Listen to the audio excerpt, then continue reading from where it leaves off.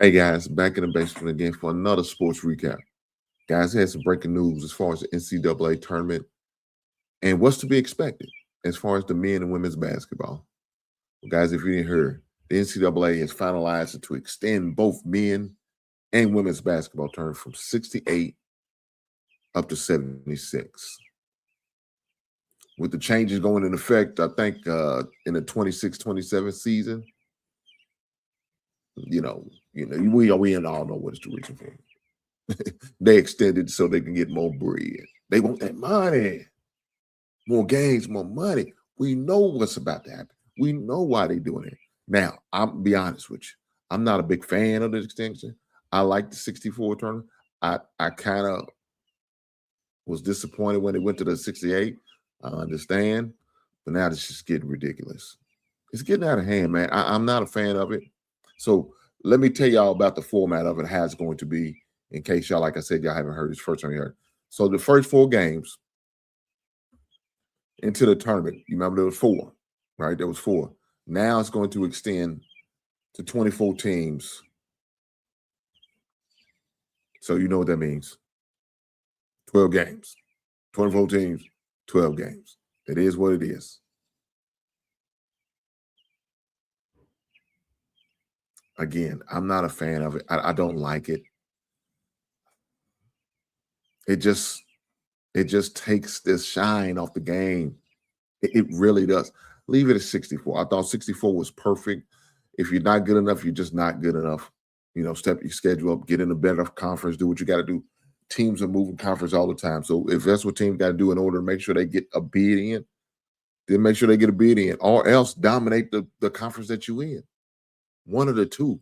But extending it to 76 for what? I know you're going to get a few more dollars or maybe a couple million more. And I understand it. Cool. But the little people ain't going to get it. We all know them mid-major teams are not going to get that money like that. They not. They going to continue to get their one bid. Ain't like they're going to get an automatic two bids. They're not. The small D1 teams are going to get the one bid. And the bigger conferences just sneak two more teams in each conference. That's what's going to happen. A team that was on the verge, they had 20 wins, 18 losses, and they're going to find a way to get in. That's how it's going to happen. But let's be honest. Teams crying because they felt like they should have got in, they didn't. So last season, you got a team like Miami of Ohio, who was undefeated during the regular season, but lost in their conference tournament. But yet they made it. Now they didn't like it because they was 11th seed. And lo and behold, they lost the first round. Are we surprised? No, I'm not.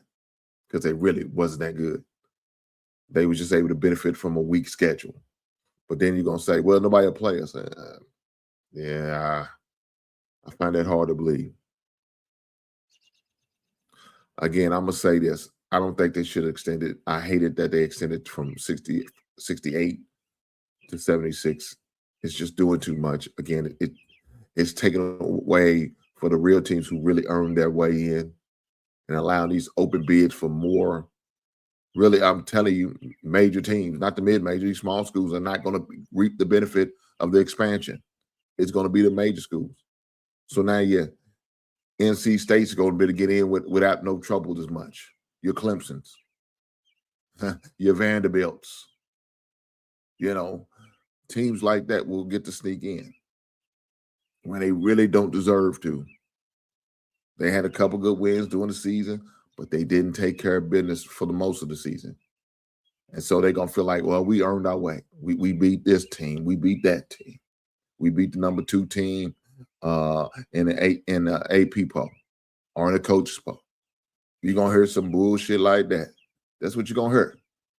But I really don't think they deserve to get in. Now, with that being said, we'll have to see. We will have to see. But until the next time, right on.